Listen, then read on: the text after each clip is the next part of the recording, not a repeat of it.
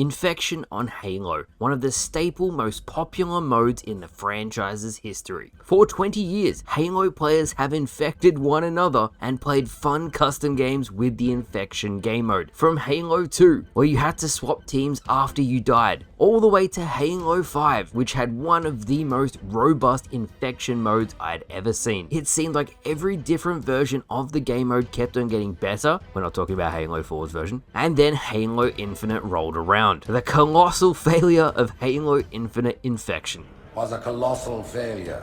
Nay, it was heresy.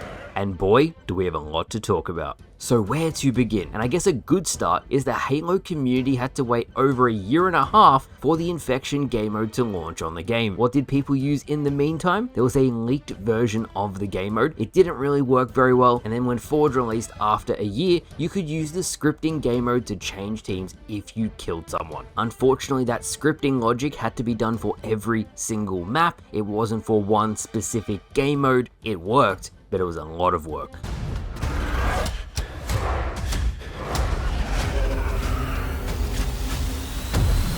And then Season 4 on Halo Infinite rolled around, June 2023. Over a year and a half after Halo Infinite's launch, an Infection is finally coming to the game. People are very excited, as Infection is an iconic Halo mode, but it turned out that 343 fundamentally changed everything about the Infection game mode. From an inconsistent shotgun that wouldn't one-hit kill zombies, to a lack of ammo and weapons that randomly changed every game. There was so many changes to Halo Infinite Infection, the game mode was almost unrecognizable to long-term fans of the game mode. What did that equal? Well, I'm glad you asked. Today, on Halo Infinite, Infection is one of the least populated playlists on the game. I'm going to explain why that is. 343 has a history of trying to reinvent the wheel when it comes to Halo content, and I think that's largely to blame on the failure of Halo Infinite Infection. Now, don't get me wrong, the core game mode logic allows custom games to be played, which really is the bare minimum, but at least that works. What are the downsides that people did not like? And it's a long list. 1. You have super fast zombies with a shotgun that doesn't consistently one-hit kill. It's even less consistent on the new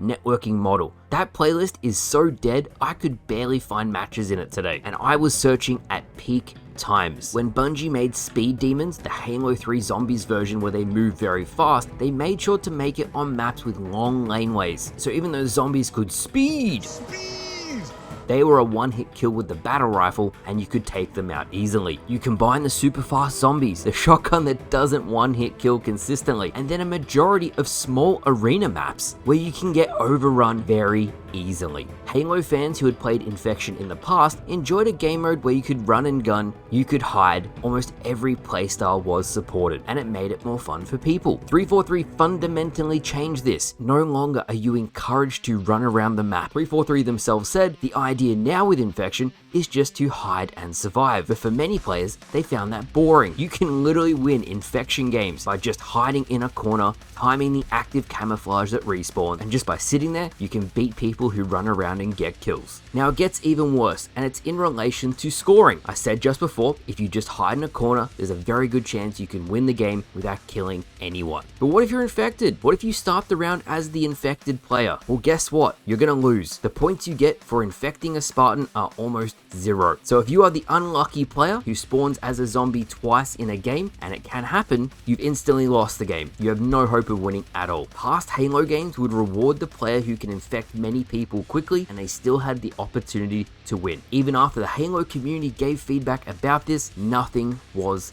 done. And that's across the board. Infection, ever since it's come out, besides the new map Illusion, has not seen any Forge maps added into the playlist. None. The infected Erratus zombies still get minimal points for infecting players, and when asked about this, 343 doubled down and said you're supposed to survive, not go for kills. Now what happens if you do go for kills and you make it to the last Spartan standing? Typically, this was the most fun for an Infection player. If you are the final one standing, you can hold out for the rest of the round if you can. How far can you go? 343 capped this with a 30-second timer, which I personally found disappointing. Really, the whole theme was 343 saying, you're going to play the way we want you to play, and if you enjoyed Infection from past games, you were really disappointed with Halo Infinite's Infection. The only thing I really loved about it was the change in the Jeff Steitzer lines. I hate the new guy.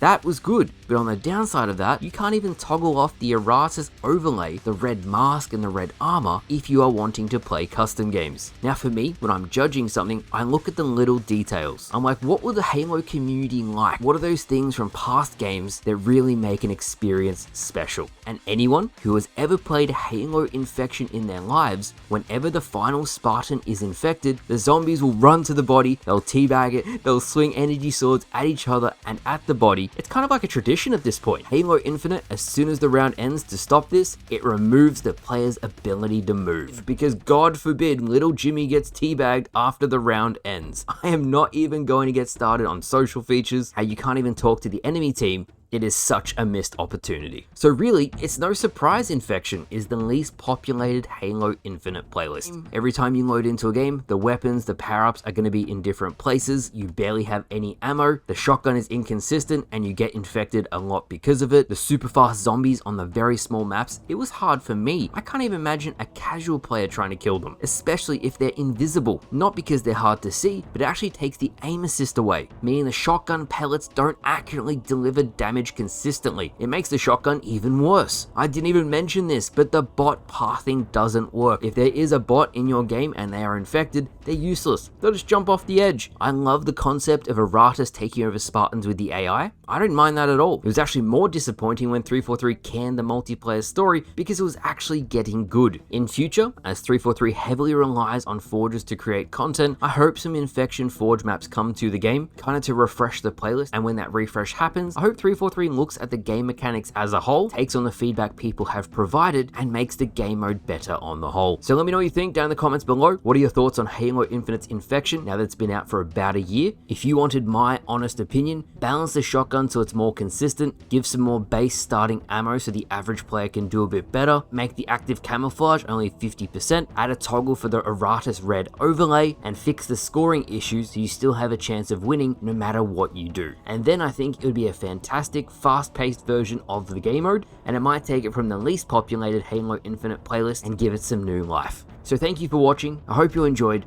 and I'll see you guys later.